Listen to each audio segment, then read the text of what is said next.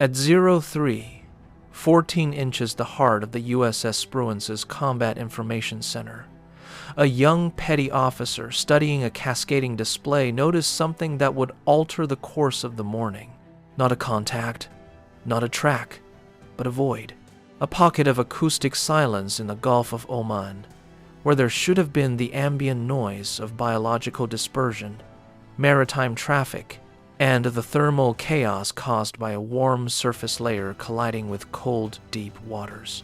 Instead, 26 kilometers southeast of the USS Abraham Lincoln Carrier Strike Group, the ocean had gone silent in a way only one thing in the world could produce. Something was hiding there. Something diesel-electric, running on batteries, moving at 4 kilometers per hour to minimize cavitation. Something that had been stalking the Carrier Strike Group for 6 hours. Welcome to Border Watch Daily, where we delve into the most critical geopolitical flashpoints and the silent battles fought beneath the waves. The USS Abraham Lincoln is not the kind of vessel to go unnoticed. CVN-72, a Nimitz-class nuclear-powered aircraft carrier, displaces over 90,700 tons at full load with a crew of approximately 5,000 personnel. It's visible in satellite imagery from orbit and audible to sensitive hydrophones at 200 meters. The carrier had entered the U.S.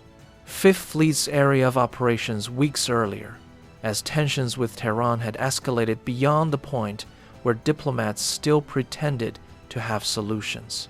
Its Air Wing 9, includes F, A-18E and F, A-18F Super Hornets, F-35C Lightning IIs from VMFA, 314 EA-18G Growlers for electronic warfare, and E-2D Advanced Hawkeyes, which serve as the nerve center for the carrier group's aerial situational awareness.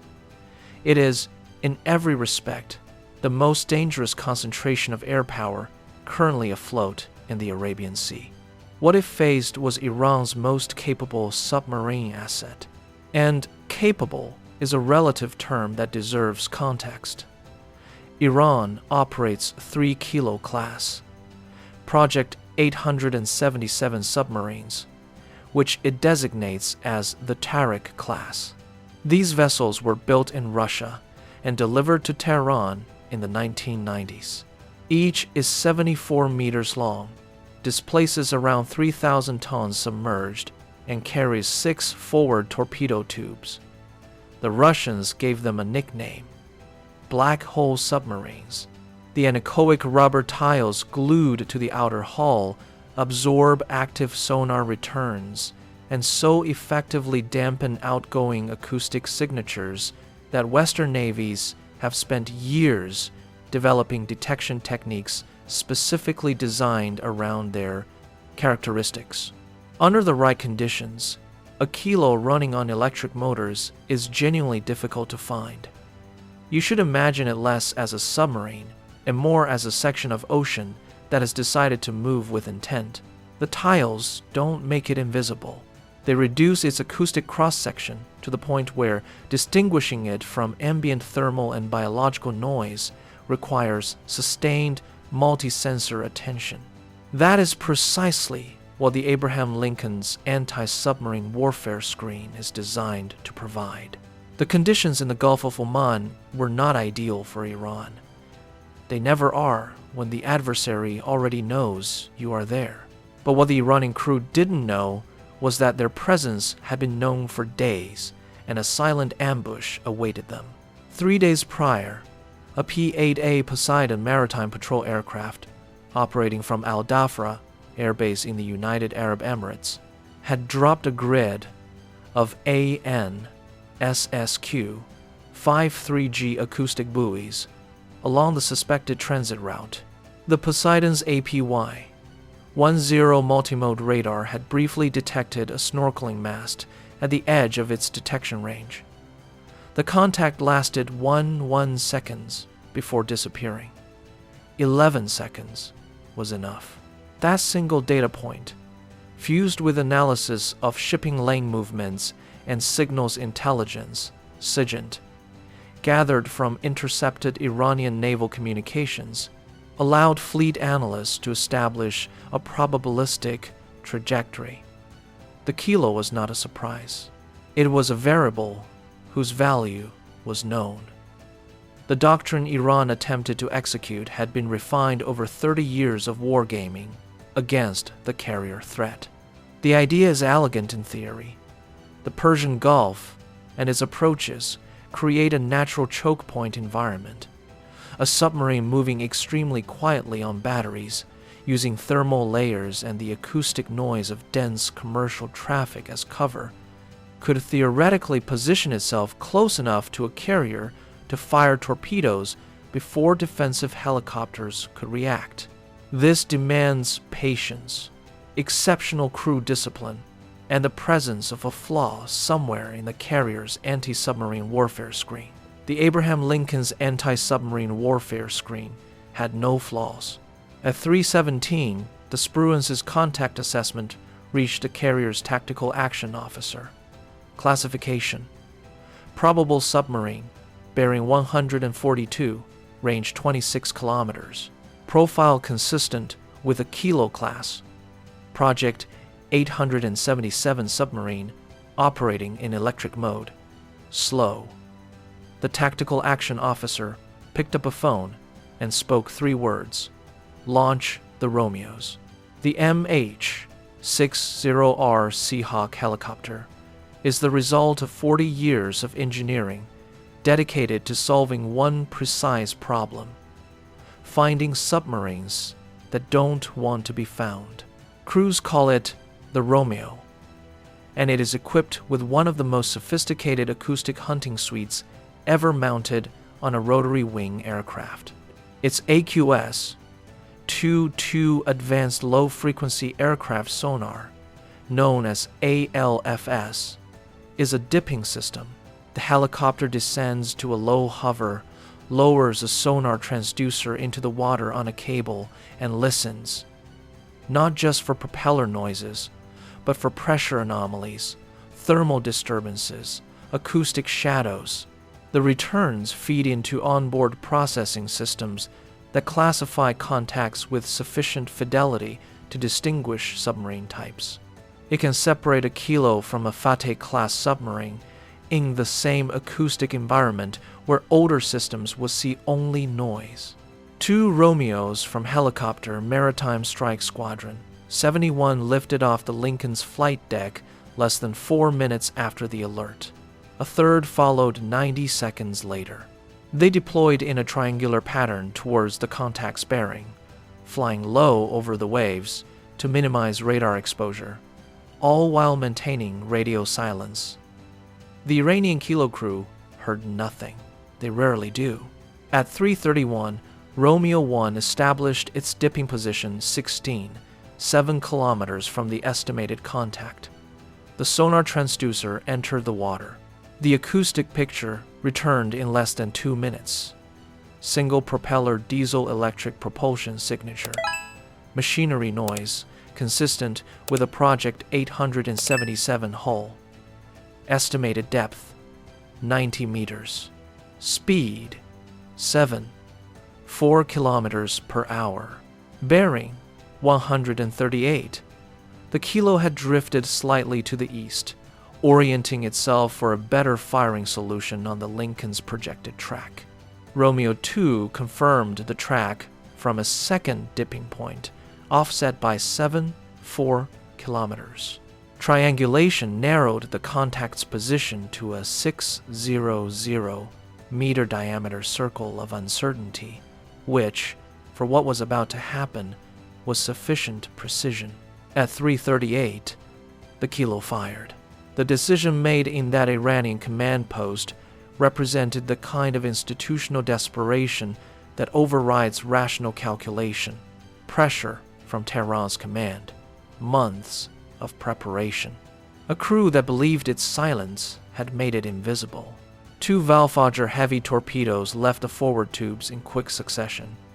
These Iranian 533 mm diameter torpedoes feature active and passive acoustic guidance. The targeting solution had been calculated based on the Lincoln's acoustic signature, which was not difficult to find.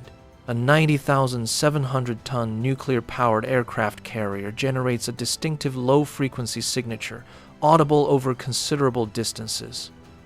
Valfajr torpedoes are not insignificant weapons. Iran developed a domestic torpedo production capability in the 2000s after decades of reliance on foreign suppliers. The Valfajr is a genuine anti-ship weapon. Against a merchant vessel, or even against a warship operating without layered anti-submarine protection, it would accomplish exactly what it was designed for.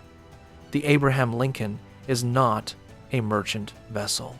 At 3:38 and 23 seconds, the crew of Romeo 1 had already recorded the firing transient on their acoustic system before the torpedoes had traveled 400 meters. The distinct hydraulic pressure signature of the torpedo tubes flooding was followed 11 seconds later by the launch transients of both weapons.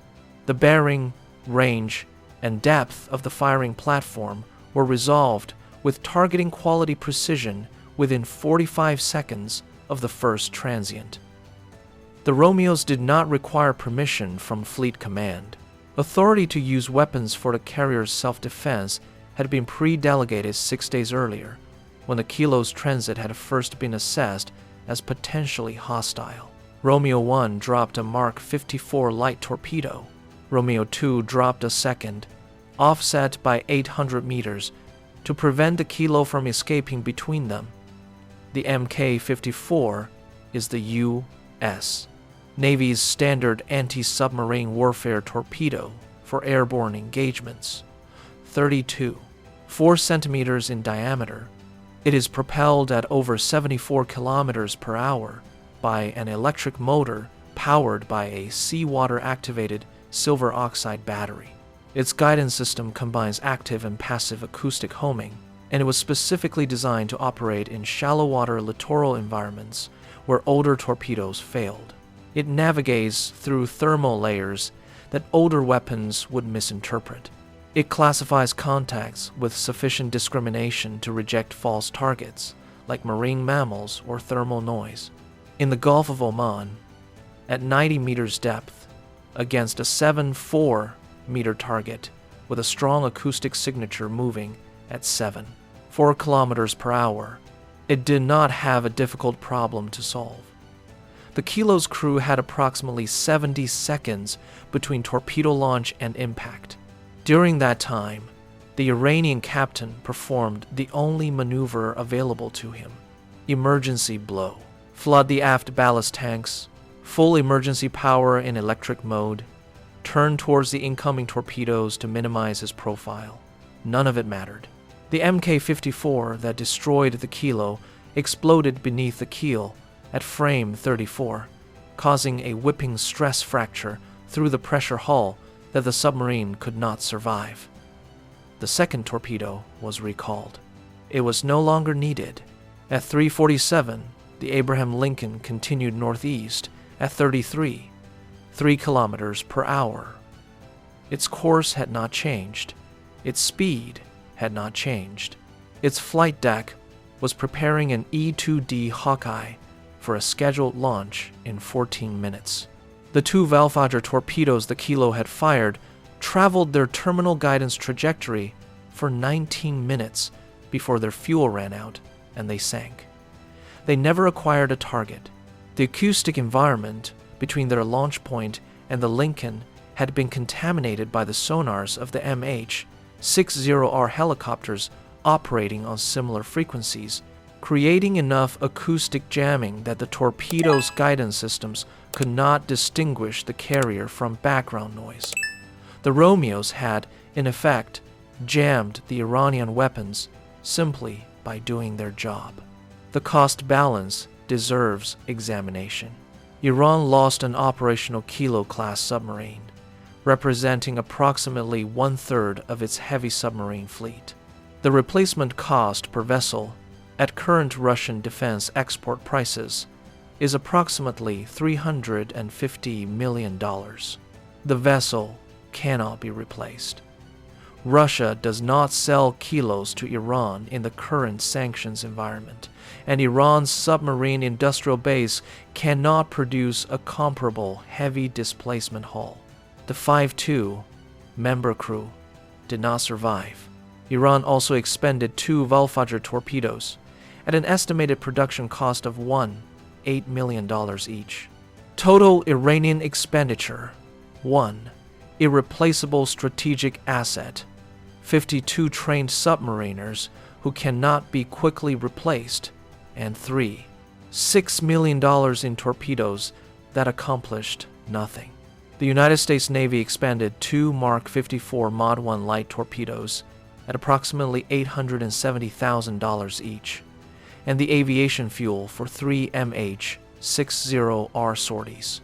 Total direct cost: approximately $2 million. The strategic return on that $2 million was the permanent removal of Iran's most capable submarine threat from the order of battle, a reduction of the Kilo fleet from 3 to 2 vessels, under circumstances that clearly demonstrate to Tehran's naval planners that the remaining vessels face the same risk, and a dataset on Iranian submarine tactics, acoustic signatures, and crew decision-making that will inform U.S. anti-submarine planning for years to come.